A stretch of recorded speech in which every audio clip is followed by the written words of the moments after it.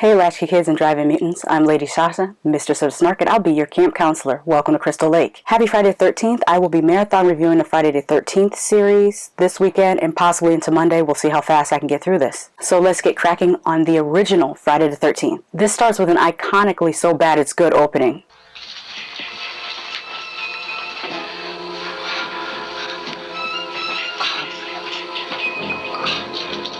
We weren't doing anything, we were just messing up. And don't forget the old man that warns you. You're all doomed. This features a very young Kevin Bacon. I'm gonna let you finish Kevin Bacon, but Johnny Depp had one of the best deaths in a slasher movie. The arrow through the neck was not bad though. In fact, it still holds up after all these years. And of course, Betsy Palmer as Pamela Voorhees. She was unforgettable unless you are... Name the killer in Friday the 13th. Jason! Jason! Jason! I'm sorry. That's the wrong answer. No, it's not! No, it's not! It was Jason! Afraid not?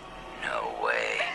Listen, it was Jason! I saw that movie 20 goddamn times! Then you should know Jason's mother, Mrs. Voorhees, was the original killer. Jason didn't show up until the sequel. Rewatching this, I noticed that this is so much more tame than many of the sequels. Although there still are some really good kills in this. People often compare this to Halloween, and there definitely are a lot of similarities. But I also compare it to Psycho. First of all, the score. The orchestral score is similar to the orchestral score in Psycho, especially the deep cello bass line and the screeching violins. It's really a gender-swapped Psycho if you think about it. Instead of a son who hears his deceased mother, it's a mother who hears her deceased son. Another thing it has in common with Halloween is that teens having sex and being killed trope. Now, I might be an outlier in that I disagree that this is a commentary on premarital sex. There were reasons for this style of murder in both Halloween and Friday the 13th. John Carpenter has said that the reason why he had the teens having sex was because he couldn't think of any other activity that would be so engaging that you wouldn't hear someone creeping up on you. And in Friday the 13th, Jason's mother blames the teens for being distracted so much so that her son drowned. So it wasn't so much what they were doing, they could have been playing Parcheesi. It's the fact that they weren't watching her son. It also didn't become a trend for the final girl to be a virgin until the 80s. For example, in Black Christmas, the final girl is a pregnant girl. Anyways, back to the review. Did you ever notice how many guns Homegirl ran by and then just hit the killer and continues to run away without a gun? One thing I've always enjoyed about this movie is the final decapitation. And of course, that iconic jump scare ending. By the way, a 14-year-old Ari Lehman played Jason Voorhees as a child. So Ari technically is the original Jason. This review is kind of short because I have several other reviews to get through this series. But I may revisit this because there is, and this is, I borrowed this from my sister, she has the original quadrilogy, but her Friday the 13th is the uncut version. This is my box set. It has the original 1 through 8, but I don't believe my part 1 is an uncut version, whereas hers is an uncut version. So I may come back and re-review this movie when I watch the uncut version and compare and contrast my version to her version. We'll see. In the meantime, I'll be back in a moment to talk about part 2.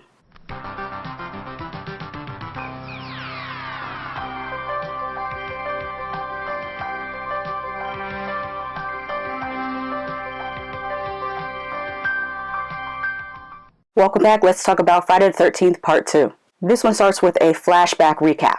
Basically, a girl's having a nightmare about the last 5 to 10 minutes of Part 1. This opening has great suspense, especially due to the camera work and pacing. Shout out to the cameraman that had to walk backwards, down a hallway, turn left, and then turn right. Great first fatality.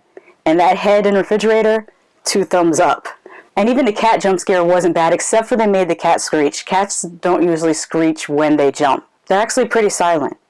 But I will say this, cat jump scares are real. I've been jump scared by cats multiple times. One time I went to get something to drink and my sister's cat jumped off the top of the refrigerator. I don't know how she got up there, but it was such a movie cat jump scare. Like picture me getting up at 2 o'clock in the morning to go get something to drink, and I walk into a dark kitchen, open the refrigerator, and a cat jumps off the top of the refrigerator. That is like classic movie cat jump scare, but it happened to me in real life. And there was no screeching. And also, she's never been up there before, and she hasn't been back up there since. So it was such a weird moment. Anyway, my point is that's the thing that really happens. And this was just the opening. We now get to the title sequence. Why the title explodes, I don't know. It's been about 3 or 4 years since I've watched these, and it feels like forever. Part 2 has a lot more camp counselors, which means more fatalities. Speaking of fatalities, I love the machete to the face of the guy who's using a wheelchair. I love that they add that after this happens, he rolls backwards down the stairs with the machete still planted in his head into a freeze frame. The final girl in this is smarter than the one in Part 1 who ran past all the guns, but not by much. But still an improvement. She at least knew to climb out the window and to try to get to her car. And to her credit, she did kick Jason in the balls. She also attacked him with a chainsaw. But then she put down the chainsaw. No. You keep the chainsaw. The climax of this is great, with the final girl impersonating Jason's mother. How she knew to do that, I don't know. It's funny how in Psycho 3, Jennifer Tilly's character tried to do that same thing to Norman. See how Friday the 13th copied Psycho, and then Psycho turned around and copied Friday the 13th? Then there's the last jump scare. I loved how they showed it from 2 different angles. They were proud of that special effects work, and they should be. This is Jason's adult debut, in his original overalls, flannel shirt, and bag with one eye hole cut out. This time he's played by Warrington Gillette. Why he's suddenly adult when in the last film he died as a child? The world may never know.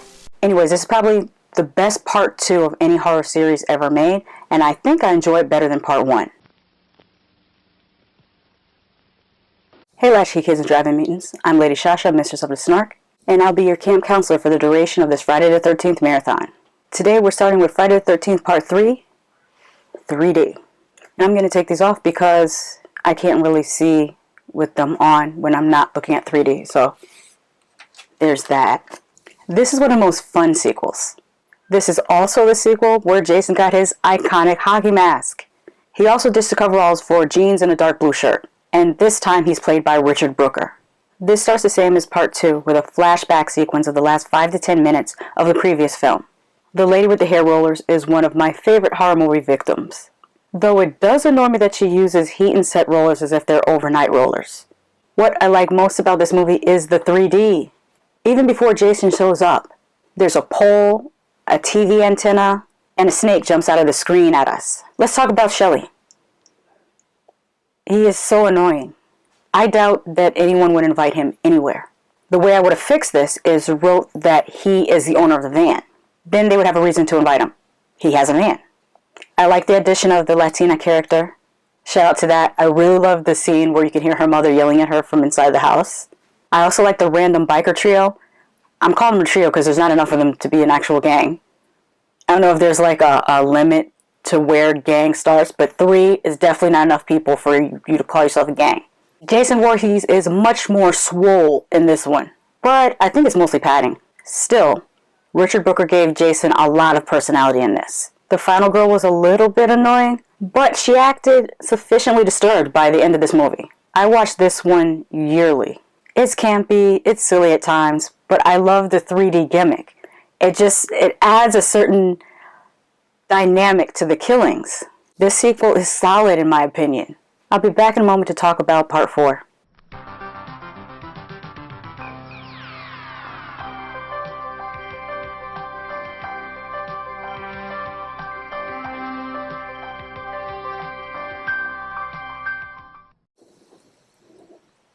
Tommy Jarvis in the house.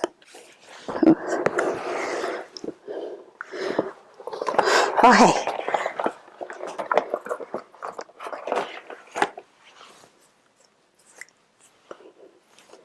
Myself back together. Let's talk about Friday the 13th Part 4, the final chapter. Once again, it starts with a recap of the first 3 movies. And Richard Brooker returns to play Jason again. In this, he has gray pants and a dark blue top. Notice how I like to keep up with Jason's fashion. Anyways, this has one cool hospital sequence that reminds me of Halloween 2 a little bit. The fatalities are more extreme in this. In the previous 3 movies, Jason would maybe slice a throat or stab someone a little bit. In this, when he slices a throat, he also twists the head a whole 180 degrees, and I approve. Or he'll stab and then drag the knife up the person's body 12 inches. That's what I'm talking about. You ever notice how in Crystal Lake it's always cold enough to wear a sweater, but warm enough to skinny dip? Also, someone always has a car that doesn't work properly. In part 2, the final girl had a hoopty. In part 3, the biker siphoned the gas out of the van. And of course, in part 4, they established that Tommy's sister also has a hoopty. Having working cars in a Friday the 13th movie? I think the fuck not. Speaking of Tommy, this is the introduction of the character Tommy Jarvis, who loves to make his masks. I actually think that he might have been designed after Tom Savini, and that's why his name is Tommy. Other characters that are of note. Can we talk about McFly's dancing?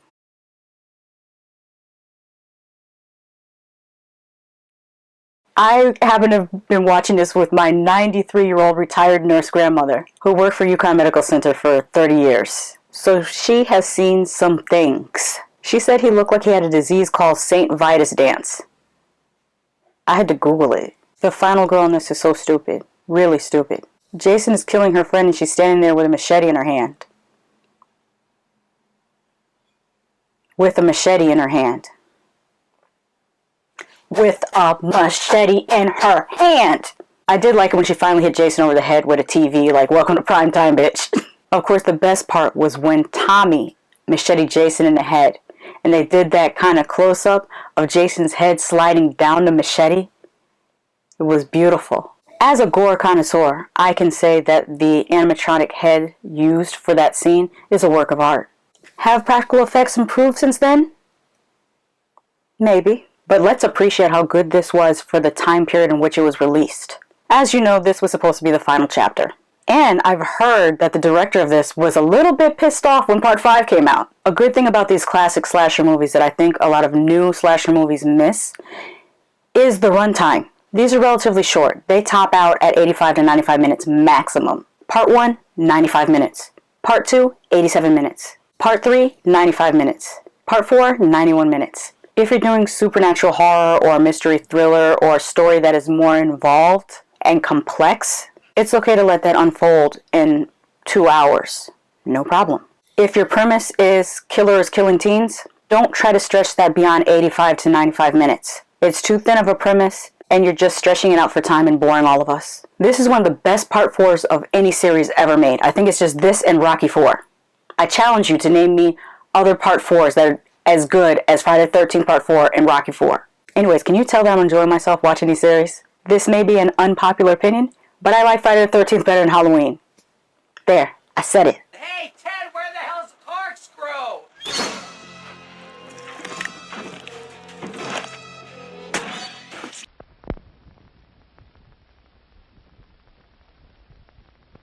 Hey Latchkey Kids and Driving Mutants, I'm Lady Shasha, Mistress of the Snark. Today we'll be hanging out in a van, eating enchiladas, and experiencing Friday the 13th Part 5, A New Beginning. Before we get started, I'm just going to let you know that you're going to be hearing this jacket because it is loud. This starts off with little Corey Feldman playing Tommy Jarvis, standing in the rain, watching 2 people tamper with Jason's grave. It was a nice touch to add the earthworms. He's in the shallowest of graves, and when I first saw this scene, I thought, well, they don't really explain how or why he came back to life. But then it's explained as this turns out to be a dream sequence. Cut to 27-year-old teenage Tommy, who looks nothing like little Tommy, save for the same glasses maybe. He's just now been released from a mental institution and now is going into a transitional home. Then we meet the other kids in the home. But just as they're introduced, a super dirty Karen pulls up on a motorcycle. And of course she's complaining about some of the kids being on her property and how she's basically threatening to kill them if she catches them on her property. Back to the kids. This nuisance with the candy bar irritated my soul. When he touched the laundry with his dirty hands, I swear I could have kicked him in the balls. I mean, I probably wouldn't have, but I definitely would have cursed him out. Anyway, he is about as annoying, if not more annoying. No, he's more annoying than Shelly, I think. But no worries, he's not around for long. Did anyone notice that that Mad Axe guy was the same actor who played, oh, I can't remember the character's name in Return of the Living Dead? This continues to add characters to increase the body count, which you know already if you watched the last review, I enjoy immensely. So in this, they introduce these two random 1950s greaser style guys whose car breaks down in the forest. And of course, they get dealt with. Adorable little Reggie is the youngest kid there, but he's actually not one of the regular residents. He's visiting his grandfather, who is a sweet older man that works as a cook in the kitchen. And we get two more characters added. It's a guy in a muscle car and a waitress. One of the more fun kills in this movie is the axe to the head kill. Actually, I would venture to say this probably has some of the best kills, although a lot of them were pretty bloodless. I always enjoy the installments that have more gore and less cutaways. Reggie's brother Demon shows up with his girlfriend and gives me one of my favorite moments of the entire series. Ooh, baby. Hey, baby. Hey, baby. Ooh, baby. Ooh, baby. Ooh, baby. Ooh, baby. Ooh, baby. Hey, baby. Hey, baby. Demon was played by Miguel A. Nunez, who also played Spider in Return of the Living Dead. And speaking of great moments, there are a few that reminded me of a few other movies. There's a now you see him, now you don't Halloween moment. And there is a really cool The Burning moment with a hedge clipper kill. One thing that I noticed immediately is that Jason's mask is different. In this, his mask has the blue decals on it rather than red. Another great and random moment, and I challenge anyone to disagree with this, is Pop Locking Girl. I liked her, and her hair was really cool too. I really like how this sequel sets up the red herring. I won't spoil it for the uninitiated. If you're a fan of slasher movies, I don't know why you haven't seen this series yet anyways, but like, go watch it. At this point, as I'm re-reviewing these, I'm thinking 3 and 4 are probably my favorite of the entire series, but we'll see if my opinion changes as I re-watch these movies. And with that, I'll be back in a moment to talk to you about part 6.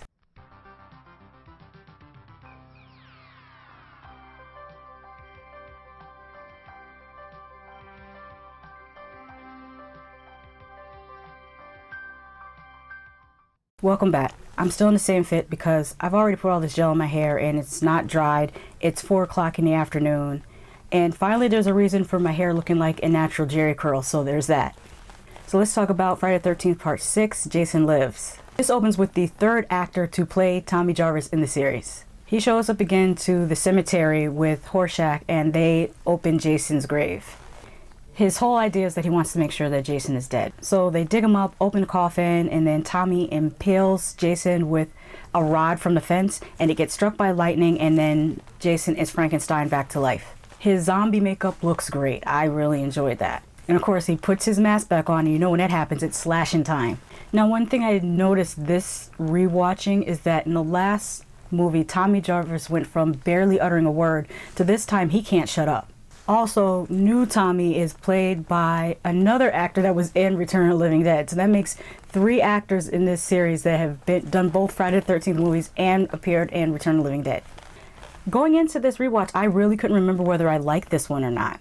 It's probably my least rewatched Friday the 13th movie of the series. It does continue the trend of introducing new characters solely for the purpose of killing them off, which I enjoy in Friday the 13th movies. I don't enjoy that in X-Men movies, but I enjoy it in Friday the 13th movies. Some of the side characters were actually pretty fun, like the paintballing weekend warrior, corporate dudes and lady. They were kind of fun. But a standout to me is the drunk cemetery groundskeeper. I don't know, his character is just, I like it. One thing that sets us apart from Part 4 and Part 5 that did not take place at a camp is that this returns to the camp, and for the first time ever, the campers actually arrive. It's not just the counselors there. Speaking of counselors, one of my favorite scenes is the RV scene. It's funny how they were saying how cold it was, and I always picture these to be at summer camp. Then I remembered that back in Connecticut we did have winter camps, and one of the most popular ones was called Nature's Classroom. I only attended the day camp, and we ran around in the snow, and they taught us how to track animals by using these little spray bottles that they put food colored water in it. Like they use food coloring to color the water to make the tracks and teach us how to track animals. Like that's something that we wanted to learn how to do. But anyways, My sister ended up going to the sleepaway nature's classroom up in Massachusetts, and I guess someone in her cabin played Bloody Mary and came out of the bathroom with scratches all over her face crying. So that happened. My point is that winter camp exists. Back to the RV scene. Jason smashes this girl's face through the side of the camper, and it's so unrealistic that I love it. That said, I don't really care for the actor that played Jason in this installment. I don't like the way he moves. I don't like the way he walks. I don't like his voice. I don't like what he talks about. I don't. See, I be trying to tell these people. I don't like the way he walks. Like nothing. I don't like his haircut. I might just let me shut up. I'll just stop right there. It kind of reminds me of Maniac Cop.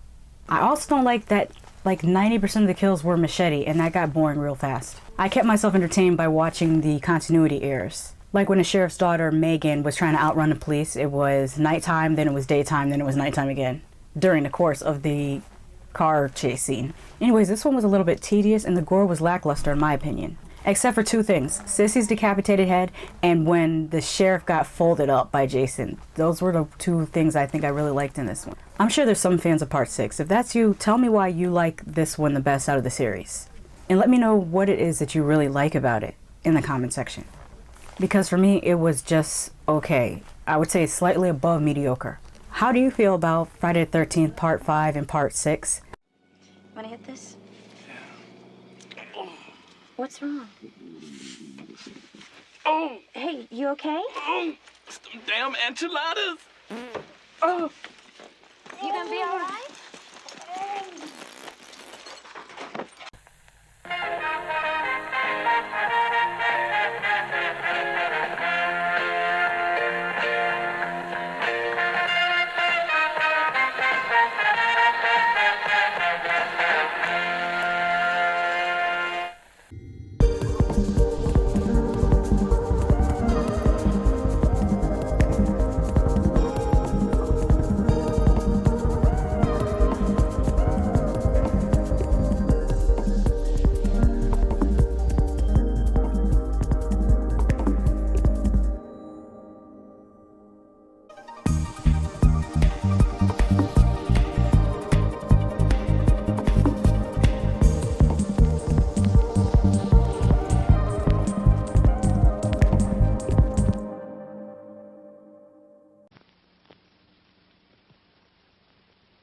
Hello Latchkey Kids and Driving Mutants. I'm Lady Shasha, Mistress of the Snark, and this is Friday the 13th Part 7, The New Blood.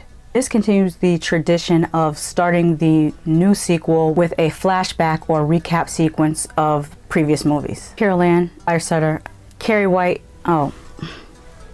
Tina, that's her name. Tina hears her father abusing her mother, and of course this is extremely unsettling, traumatic, and psychologically damaging to her. So she runs outside of the house and gets into a boat in Crystal Lake. Her father follows her out to the lake, and in a fit of telekinetic fury, she accidentally murders her father. Cut to teenage Tina, who's now returning to Crystal Lake with her doctor and her mother for some type of therapeutic sessions. The doctor is more interested in exploiting her telekinetic abilities than helping to cure her previous traumas. This causes her to go outside and get upset once again and accidentally resurrects Jason. Because those three people are not enough to make an entire Friday the 13th movie, of course there is a cabin nearby with some young people having a party. We don't really know what age they are. They could be college, they could be young adults. I never noticed this scene before, but Tina is super shady boots, slowly backing away from this dude as he's talking to her about his sci-fi ideas. In addition to having telekinetic powers, she also appears to have premonitions. Like in Part 5 and 6, this introduces new couples just to kill them. And the kills in this are so fun. I'm talking Jason punching a hole in this guy's back, and of course one of my favorite iconic kills of the entire series, the sleeping bag kill. Some of the kills are a little bit absurd, like for instance when this guy over here gets macheted. You see, he's right there. He's right by the tree. You see him there? But then suddenly he's teleported to the water and Jason can swim now. The aftermath of the machete to the face looked really great, and I believe the filmmakers thought so as well because they showed it 3 different times. The one thing that impedes the kills in this movie and several other Friday the 13th franchise movies is the Motion Picture Association of America. otherwise known as the MPAA. At first, this movie was given an X rating, and they had to recut it and resubmit it 9 separate times in order for it to get a R rating. Unfortunately, we will never see a uncut version because Paramount has said that they have destroyed the cut footage. One of my favorite characters in this is this little girl here that gave herself a glow up just before Jason got her. She had a great scream though.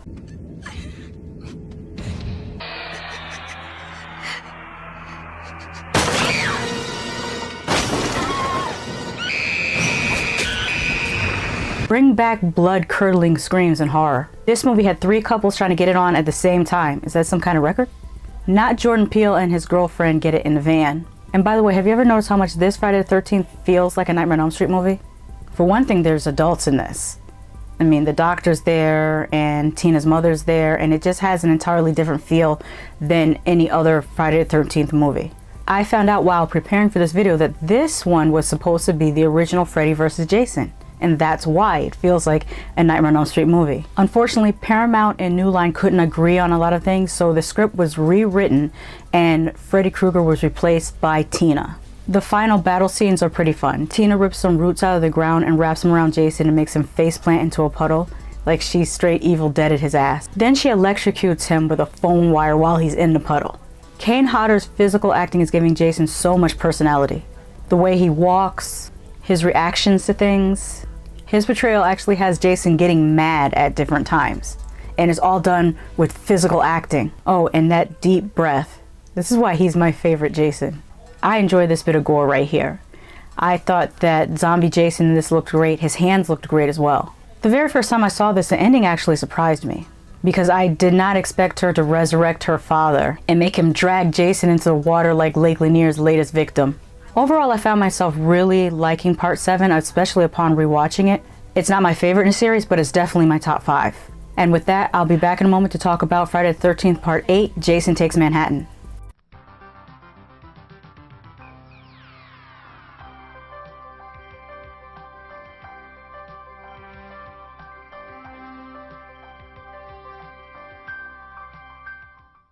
Welcome back. Let's talk about Friday the 13th Part 8, Jason Takes Manhattan. This starts out with a couple on a boat.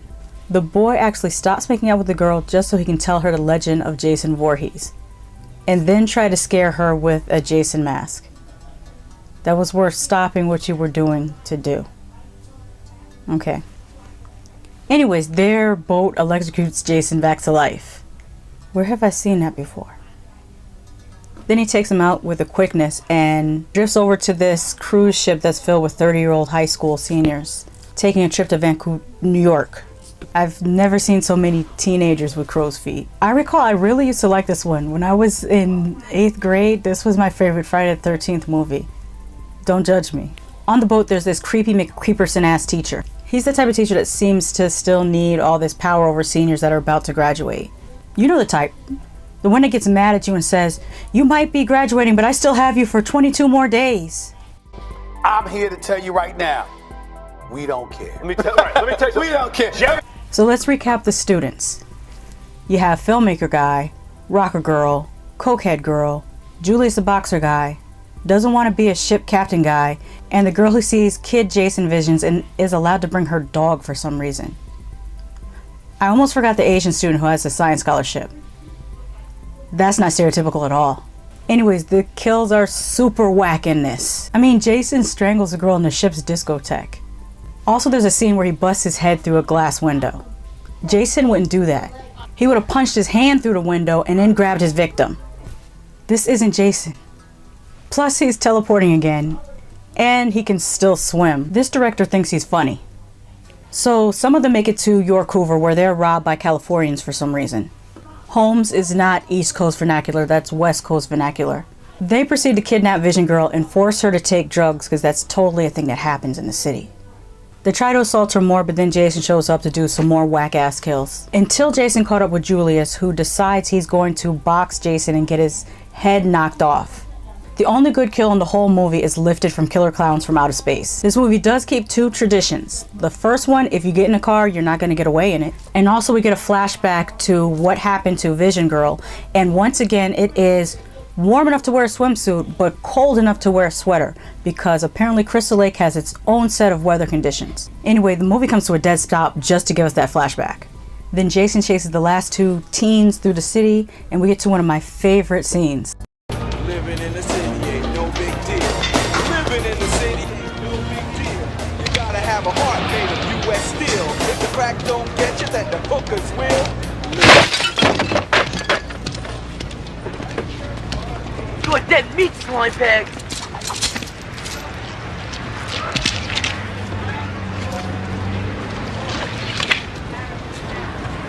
Yo, man, it's cool. It's cool, man. It's cool. Iconic. Also, between this scene, the "you're all gonna die" guy on the boat, and Jason's reaction to the hockey sign, I'm convinced that this director made a comedy. Maybe an unintentional comedy, but this movie is a comedy. Kane Hodder's take on Jason is still my favorite. His physical acting sells scenes like this. When he got the toxic waste thrown in his face, it still looked alright. He didn't look as good as he looked in parts 5 through 7, but it wasn't terrible. I meant the adult Jason, not so much the child Jason, because he had hair and then he didn't have hair. It didn't make any sense. This whole movie doesn't make any sense. And then how did Vision Girl foil Jason? He drowned in sewer water, but he just...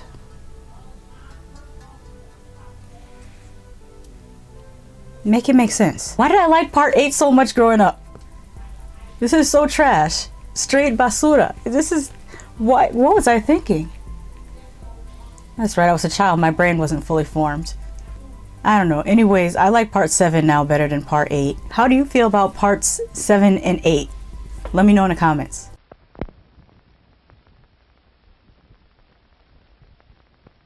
Hey Latchkey Kids and Driving Mutants, I'm Lady Shasha, Mistress of the Snark. And now Friday the 13th has fully landed in the 90s with Jason Goes to Hell, the final Friday. The first thing I noticed about this is that it is not made by Paramount, it's made by New Line Cinema. And it opens with definitive proof that the Crystal Lake in this is the one in Connecticut. You see that sign? It says Crystal Lake, Fairfield, and Westport. Here's a map of Connecticut. Here's Fairfield. Here's Westport, which has a great outlet mall, by the way. And this is the real Crystal Lake in Connecticut. I mean, it's not the only Crystal Lake. There's 179 places named Crystal Lake in the US. But this one in this movie is definitely Crystal Lake in Connecticut. So this one opens up with Jason being set up. And it's at this point that I realized that I have not rewatched this since it came out. I told a story about that experience on my Hey Internet, It's the Horror Tag video. So if you want to hear that story about watching this movie in the cinema when it came out in the 90s, go check out that video. So since this is my first time rewatching this, I'm noticing a whole lot of things I didn't notice the first time around. Like this girl's track shoes. Jason gets taken out by a militia, and for some reason his body gets transported to a morgue in Ohio. I also noticed that Kane Hodder made a cameo as one of the guards. Is it still called a cameo if it's in your own movie? Or is it just playing more than one character? I don't know. I'm calling it a cameo. Anyway, the coroner is examining Jason's body parts, and his disembodied heart starts to beat again. So he does the only logical thing, and that's eat the heart? Then these things start flying around his head, and it feels very much like Freddy's Dead, the Final Nightmare. Now he has become possessed by Jason, and this guy shows up who reminds me of this other guy from Halloween Part 6. Apparently he's a bounty hunter. Jason proceeds to jump from body to body, much like The Hidden. You notice how many other movies this movie is like? Then the bounty hunter goes into the diner, and when the waitress asks him what he'd like to eat, he orders a burger and then tells her that he's gonna kill Jason. Nobody asked though. It turns out that the waitress is Jason's half-sister, or her mother is his half-sister, and that's why he wants to kill her. How very Michael Myers of him. I mean, I'm not trying to say that Jason Goes to Hell borrows from a lot of other movies, but I'm saying it's straight jacks these other movies. And the kills in this are even worse than the ones from Jason Takes Manhattan. It's all implied impalement cutaways and a little bit of blood splatter. So anyways, Jason jumps from body to body to body. Apparently he likes to have a clean shave, because before he jumps from the mortician into the sheriff's body, he shaves the sheriff. Oh, by the way, he's a worm. A very Night of the Creeps looking worm. The sheriff goes on to try to pass the Jason worm on to the waitress, and just as that's happening, her daughter calls her. I think she gets interrupted when her daughter calls her to introduce her to her new boyfriend while she's holding this hot, fresh baby. And I'm thinking, where's the father? Why do you already have a new boyfriend and this baby is not even walking yet? Never mind, I just said that the hot and fresh baby is now suddenly older and has hair. And we do find out who the baby daddy is. Jessica's baby daddy gets arrested and accused of the murder of her mother. Does this even sound like I'm talking about a Friday the 13th movie? It doesn't, does it? The baby daddy meets the bounty hunter in jail and asks him questions. The bounty hunter wants to break his fingers for each answer he gives. Why? Jump to another scene inside of supposed Jason's family home, and there's like a Necronomicon Book of the Dead looking thing, like very Evil Dead looking book. And I guess it was put there by this television guy who wants to exploit the whole situation for his TV series. So he put the Necronomicon book in Jason's house. Why? I do see why I kind of like this as a teen, and it is this gore scene. Look at this ooey gooey goodness. This is what I'm here for. I love a good melting effect. This movie has a few scenes like that. Bones broken through skin, jaws dislodged. A guy gets his face put in a fryer later. These are things that I very much enjoy.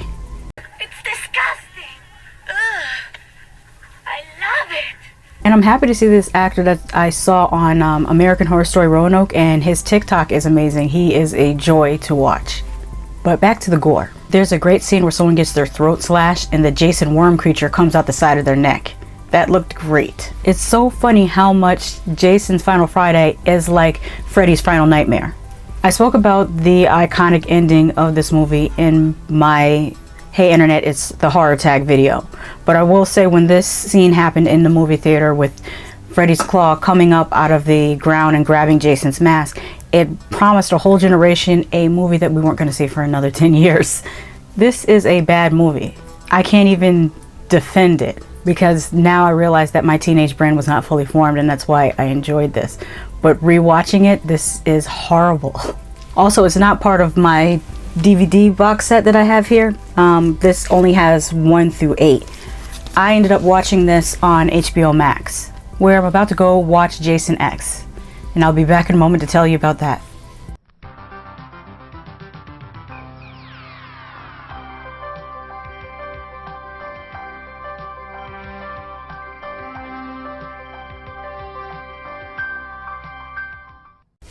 Welcome back. Let's go into space with Jason X. This was also produced by New Line Pictures, and I was able to watch it on HBO Max because, of course, it's not part of my 8 movie set. This is another one that I actually got to see in the movie theater. Anyway, much like Hellraiser and Leprechaun, Jason had to go to space. It's not at all explained how they got Jason's body after he was dragged to hell in Jason Goes to Hell. Some doctors have Jason's body for reasons, and of course he wakes up and gets back to slashing. One doctor is able to fight Jason all the way back into a cryogenic freezer, but unfortunately he punctures it with his machete and she ends up frozen with him in the room as well. In the future, a team finds them, brings them back to their ship, and then thaws them out. Just when I'm thinking that their coats remind me of Dune, they walk out into this red sandy landscape. They thaw out the doctor that was able to cryogenically freeze Jason. Then one of the future people finds out who Jason was and that he could possibly make some money off of him. Jason, of course, comes back to life and does what he does best. This definitely has one of the most memorable kills of the entire series, and that's the dry ice face smash.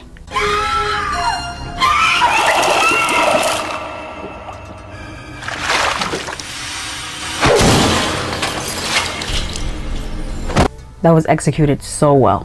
Fortunately, this movie doesn't take itself too seriously. There's some funny scenes, like when the android was trying on these false nipples to try to make herself appear more real. This scene with the sergeant was played for laughs.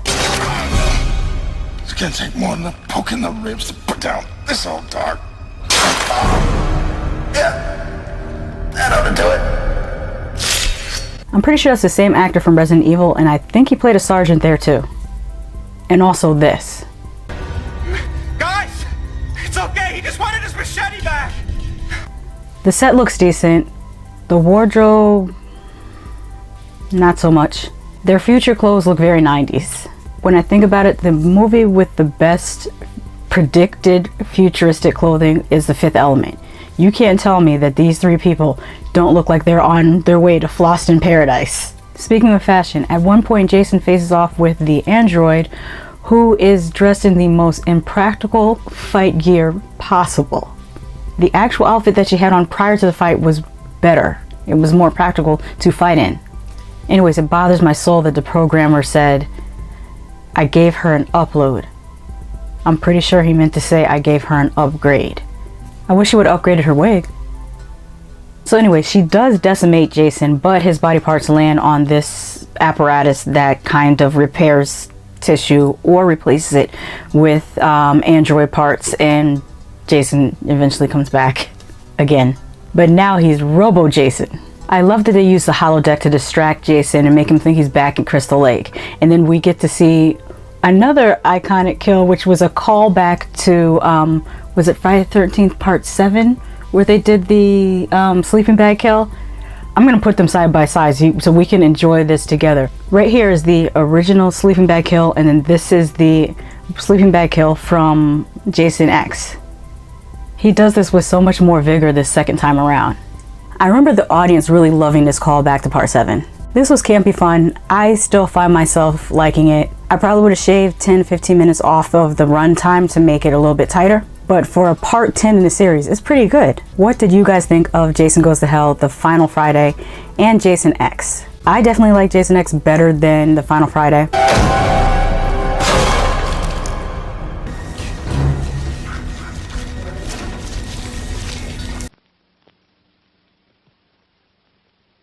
Welcome back. Let's get into Freddy vs. Jason. This starts with Freddy Krueger lamenting about how no one remembers him. I can't come back if nobody remembers me. I can't come back if nobody's. So he revives Jason to make the kids scared again by impersonating his mother and telling him to go to Springwood. Jason, you should have known that wasn't your mother. She always wears a blue sweater, not a red one. Then we get a scene with a girl, a 35-year-old grown-ass woman going skinny dipping at Crystal Lake, and Jason takes her out with a quickness and heads on over to Springwood. Next we get another scene with some 27-year-old teenagers hanging out. Lori, Hat Girl, and Kelly Rowland. I'm not learning their names. Then two jerk-faced boy grown-ass men show up acting like complete asses. Baseball Hat Girl gets it on with the more abusive of the two, and this plays out just like a Friday the 13th movie. He even gets folded up the way Jason likes to do. I like that too. Kelly encourages Lori to go get with the other repulsive dude bro guy, which really irritated my life because she was encouraging her friend to get with this loser, and yet she was super mean to, what was his name? I want to say Dunkelman. Linderman. She was so mean to Linderman for no reason at all. But dude bro is goals. Whoever wrote that bit of ridiculousness, you ought to be ashamed of yourself. Two other characters are introduced as a couple of guys who were sent to a mental facility for believing Freddy was after them. They break out of the facility when they see on the news that there was a murder at Lori's house. And Lori's house was Nancy's old house, except now the door is yellow. There's another character that goes to school with them and ends up with them after Jason shows up to the rave. I think his name is Freeberg. He's my favorite character and has some of the best lines. The goalie was pissed about something. Gotta go! Now! Come on! Let me handle this, bitch. I hate this one scene that he's in because it's the second time in this series where they've made weed seem like a hallucinogen. It is not. Old anti-cannabis ass propaganda. His kill scene was great though. He got split into two. And I enjoyed that. This has some nice callbacks to the series. There's a dream goat, which I'm pretty sure is a callback to the dream lamb from part 1. Giving the kids at the psych ward Hypnocil to suppress their dreams is a callback to part 3. And there's faces through objects that should be solid, and that's also a callback to part 1. Anyways, Freddy turns into a giant caterpillar and possesses Freeberg and then tranquilizes Jason. The surviving grown-ass individuals decide to take a sedated Jason back to Crystal Lake. While he's sedated, Freddy messes with him in the dream world. Freddy discovers that Jason is afraid of water and reduces him to the crying kid he was in Jason Takes Manhattan. This is why this had to be Freddy vs. Jason and it couldn't be Freddy vs. Michael Myers, because what is Michael Myers afraid of? Doug, what is not a damn thing? My middle sister had the nerve to say that she wished that there was a Jason vs. Michael movie. I told her that would be a silent film. Anyways, Lori finally pulls Freddy out into the real world, and this is when he really gets to get it on with Jason. That didn't come out right. You know what I meant. I saw this in the movie theater, and it was at this point that the audience screamed in anticipation. Then they literally picked sides. When Freddy had the upper hand, Elm Street fans cheered. When it looked like Jason Voorhees was winning, Friday the 13th fans cheered. It was like two groups of fans cheering at a sports event. I will say that this movie is much more fun to watch in the theater with a crowd of people than it is to watch at home on TV. The effects were hit and miss because they used too much CGI for my taste. And this does feel a little bit dated and like a time capsule of the early 2000s. There was nu metal, early 2000s R&B, low-rise bootcut jeans, a member of Destiny's Child, and people drinking Everclear. One thing that was late and delayed is them having a rave in a cornfield. That's some 90s-ish. By the early 2000s, it was all about the foam parties and mega festivals. Not for me, because I don't do festivals due to the walking in the dirt thing and the porta potty situation. And a foam party is like bathing with hundreds of strangers, and that was gross to me even before the Pandorama. Another thing that dates this movie is that times have changed for the better as far as what is acceptable to say. Freddie and Kelly would have been so canceled if this came out today. Between sweet, dark, and this line right here. What kind of runs around in a Christmas sweater? Bear in mind, these were always up things to say. It's only now that people are receiving consequences for their fuckery, and I'm here for that. That said, this movie is a product of its time, which is nearly 20 years ago, and it was fun to watch in the movie theater at the time, despite its faults. At the time of this recording, this movie was available on HBO Max as well as Peacock TV. And I say that because, like I always say, don't take my word for it, watch it for yourself. Just because I love something doesn't mean you won't hate it, and just because I hate something doesn't mean you won't love it. Did you see Freddy vs. Jason? Did you know that there was almost a Freddy vs. Jason vs. Ash? At least there was a comic series. What horror versus movie would you like to see happen? Let me know in the comments. Until next time.